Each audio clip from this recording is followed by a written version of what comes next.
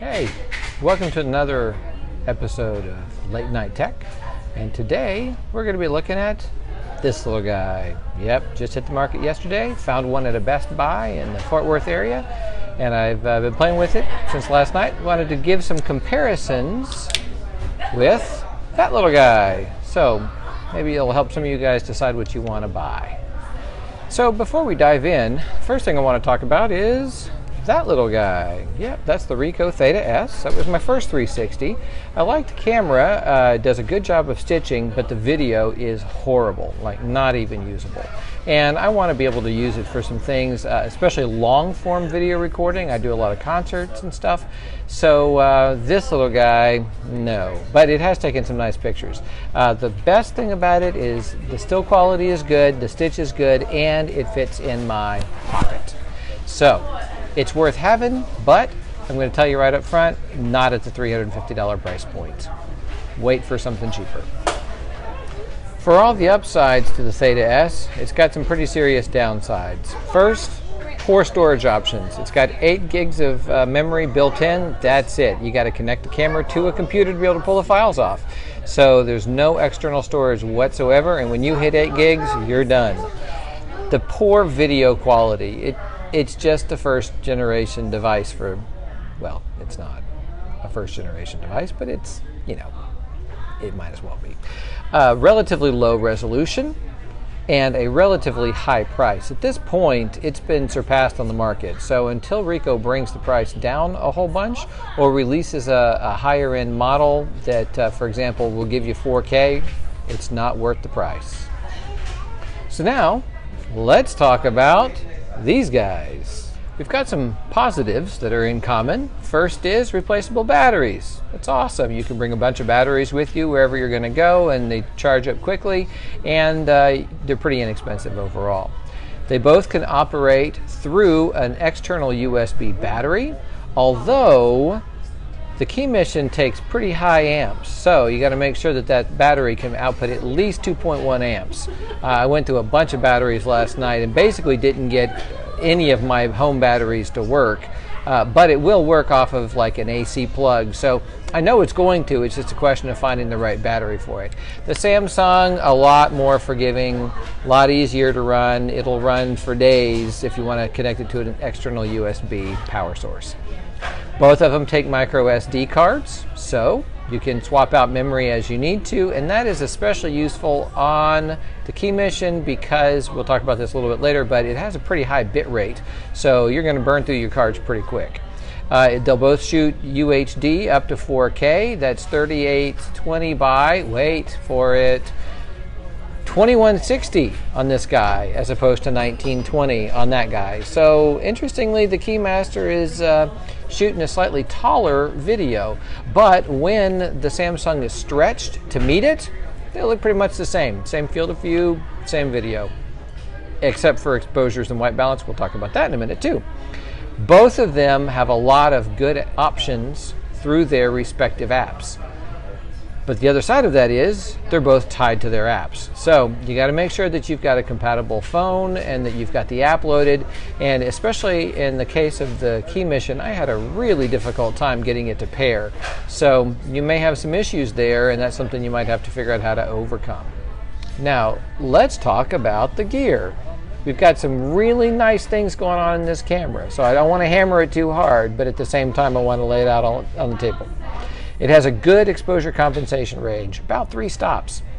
So you get a lot of room in the app, and that's good because there are a lot of cases where I'm shooting stage lighting, so we have a very bright stage and a very dark hall, and that throws the exposure way off. So I'm finding that in a lot of my shots, I'm going to like a -2, almost a -2.5 EVs before I get this to where I want it to be without blowing out skin tones. So the compensation is necessary, but it's also great that it goes that far. It's smaller and lighter. This display up on top adds so much functionality. It is awesome. I really like the fact that there are some settings I can adjust in the field, especially the video frame size, because I can reduce the frame size and prevent the overheating if I'm willing to make that trade. Next point was the 2560 by 1280 and lower resolutions will allow you to shoot without having a limit in overheating. So if you're willing to make the compromise, you don't have to shoot in 4K, then this little guy can shoot for you for a long, long time. Put a 128 gig card in here and you get about 5 hours. So lots of recording time, well, given the battery, at lower resolutions. Wi-Fi Direct. I haven't seen anybody talk about Wi-Fi Direct on this thing, but it is really cool. If you will connect your phone to a Wi-Fi network, then connect it to the gear by Bluetooth, then the gear will take the network settings and you can then control the gear through that network. So for example, I can set this up at home. I can have the gear in a whole different room. As long as I connect to the network first and then pair the two devices, I can walk away, go to another part of the house, and still be able to control the gear through the home network. As long as it stays connected. Yeah, you saw that coming, right? The last thing I love about the gear is the accessory bundle. The little tripod is awesome. I like it. Its size, it's great, it's easy to use. And the other really nice piece here is the bag. I know, you know, I don't get excited enough about bags, but man, that bag, it's awesome. I can put anything in it. It protects the gear really well, makes it easy to throw it in the camera bag. I wish that the Nikon had done the same. There's really no good holder for it yet, so guess what? I'm using the Samsung bag. And now let's talk about some of the negatives of the Gear 360. First of all, it's a Samsung exclusive. I'm an Apple guy. I got no Apple support. I got no app. I got nothing on my laptop. I got nothing. I'm using a Windows PC with Action Director to get the stitching done. I actually went and bought a Moto X Pure, which runs the binary app that, you know, is a Samsung port. Okay, that's great, but I'm having to work around everything with this camera. So that's been really disappointing. Just even having an iPhone app for this would be really, really nice. It has a consistently poor stitch line if anything's within 10 feet. So the bottom line is, don't expect it to stitch well. It doesn't. The poor exposures and mixed lighting, they tend to overexpose and burn out when you're indoors, especially when you've got one camera facing a light and another camera facing away. So the reality is, you really need to have some way of controlling the exposure compensation to make this thing work, and that's not always easy. There's no lens replacement or protection. That's probably my biggest issue. I dropped my Theta S one time, got a nick in the lens. It's not a huge deal. I still use it from time to time to take pictures that don't really matter too much. But fundamentally in this design, you scratch or nick that lens and you're likely going to be buying a new unit. Micro SD card has a protection ridge next to it to keep the card from ejecting. But the reality there is, I don't have fingernails. It kills me trying to get this SD card out of the freaking camera. So I'm going to Dremel down that ridge if I keep the camera. All right, now let's get to the meat, right? The KeyMission. This thing is great, and there's so little information out there. So I tried to dig through a bunch of things last night, and I'm going to see if I can help you out a little bit on this decision-making process.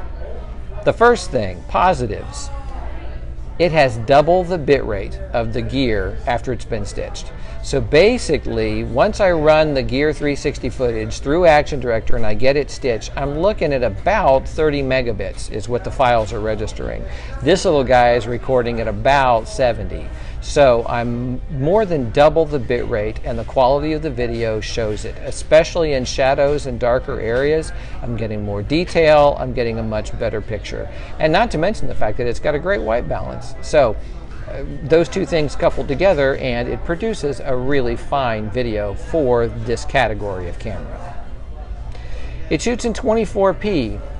That is, as opposed to the 2997 of the Gear 360. That's kind of an interesting trade-off. A lot of people don't really do the math on that, but here's the short version. 24p is going to have a slightly higher picture quality than a 2997. Why? Because you're measuring in kilobits per second, right? So 1 second of video is going to be divided amongst those 24 frames, whereas in the Gear it's going to be divided amongst basically 30 frames. So you almost get 25% more data per frame in a 24p.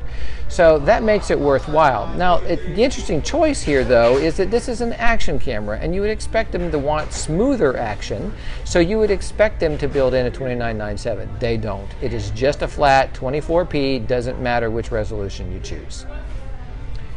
I like the fact that it's got separate photo and video buttons. So they're on different sides of the camera. You're not going to mess that up. You got a couple different ways to get the footage that you want to get.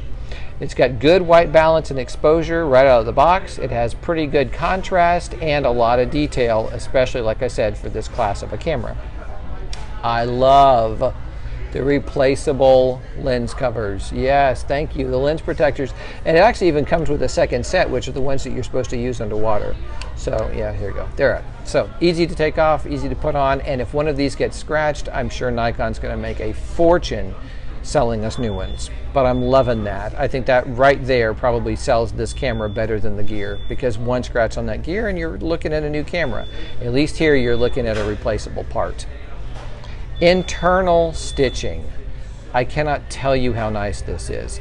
Coming from having to download all of the gear video, run it through Action Director, which takes hours for footage, and then finally getting a stitched lower quality copy.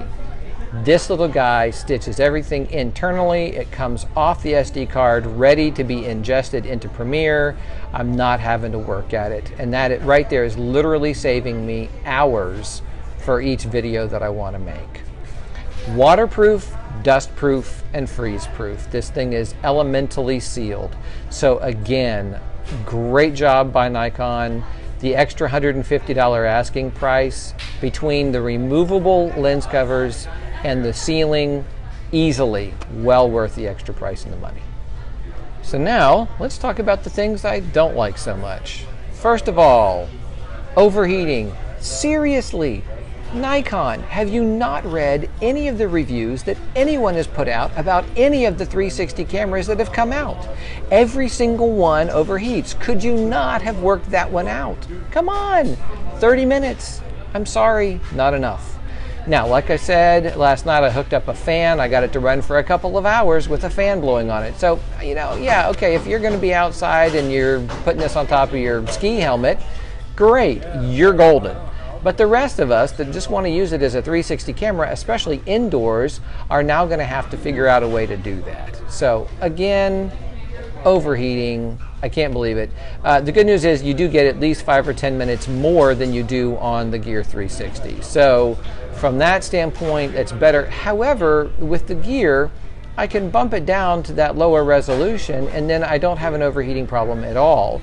The lower resolution on the Nikon actually goes all the way down to 1920 by whatever. So the reality is that we don't have that middle ground that we have on the Gear. So you either are going to shoot 4K or you're going to shoot basically just barely HD when it comes to 360 video. It is horrible to pair. I just fought it all night long between an iPhone 6s Plus and my 5S. I haven't tried it on my iPad yet. I was going to just to see how that worked, but basically it was really, really difficult to get this to pair. It's difficult to get it to connect. It's inconsistent. As a matter of fact, right before I went to make this video, I was trying to get it to connect and it was more effort than it needed to be. It is very, very app dependent. Unlike the Gear, there's no menu, there's no screen on this thing, there's no way to select anything at all. At least with the Ricoh Theta, they've kind of worked out some button pushes where you can, for example, turn on the timer by holding down a couple buttons at the same time when you turn it on. So I'm hoping that Nikon can at least do a little bit of that. But the other side of that is, once you have it connected, once you've set it up in the app, it's going to be what you want it to be. And it really does do a very good job on its own between the white balance and the exposure. So you're really probably going to get the footage that you want, even though you have less control in the app. The underwater lens covers. It comes with a set. Instead of being rounded, they're actually flattened in the front. And they're really nice. This, by the way, I believe this will get you down to about 60 feet with the standard lens covers. And then you get down to about 100 feet underwater with the underwater covers. However, they don't really tell you this unless you read the manual carefully. There's a blackout zone. So once you've put those covers on, you're going to be missing some of the sides in your video. So I think for most people that are really wanting to shoot a true 360, you're going to have to stay within 60 feet of the surface. And it is a little larger and heavier than the gear. I could see this, it's not a problem for somebody who's got, you know, like for me that's shooting something that's on a tripod, or, you know, it's easy to move around. But it's heavy enough that I could see it being distracting on a helmet, for example. Now, if it's attached to a board or attached to a bike, I think it would probably be fine. But ultimately, its size and its weight may be a turnoff for people that are looking for a very small, portable, action-y type cam. However, if you're already in that market, you're probably looking GoPro anyway. And if you just have to do 360 in that, then the Samsung would work. But in those environments, you're running the risk of scratching or breaking that lens. So ultimately, there's a lot of decision making here, depending upon your use. And so lastly, we come to a general comparison of the two devices. First of all, let's talk about the price. At just around $300, actually I saw the Gear 360 last week for $279 at a Fry's Electronics on sale. It's almost half the price of the KeyMission 360. Now, is the KeyMission worth that extra money? I think it can be. It's just going to depend on your use. But ultimately, there is a pretty big price gap between these two. The KeyMission is an upgrade in almost every way. Better video quality, better controls, better white balance, better exposure, replaceable lenses. I mean, it really is worth the extra money if that's what you're looking for. The elemental protections in the KeyMission are great. As a matter of fact, I have a dream of running out to a carp pond and dumping into the water and filming some fish. So I think that that could be a really big plus for people that just want to be able to get out there, shoot in the rain, for example.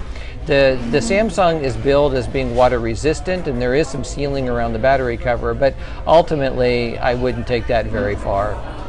The Gear 360 is probably better for a home enthusiast, someone who's just looking for family memories, somebody who just wants to have fun taking pictures of the family and doing their stuff. So basically the Gear 360 is going to be geared towards somebody who just wants to be able to capture memories of their family and friends. The KeyMission is going to be better for action sports. It's got higher quality lens and camera in it, so ultimately if you're really into recording what you're doing and you want a really nice video of that, then, well, that's the way to go. There's no question about it. It's pretty much your only choice. The Theta S is better for just pictures as long as you can buy it used or get it really dirt cheap on a clearance rack. So I like the Theta. I think it's a great camera to have. I would certainly have it as a still camera for doing 360s, but I definitely wouldn't pay more than $200 for it. And I think the price should even be dropping from there. If they don't really come out with a 4K offering pretty soon, I think they're going to get left behind. So after all of that discussion, which one do you buy? Well, here's the bottom line. If you got $300 and you just want to get into 360, you're going to get a great camera out of the Samsung Gear. But if you got $500 and you want to get something that's a little more serious, gives you a little bit better picture quality, it's a little more durability, the extra $200 is well worth it in the KeyMission.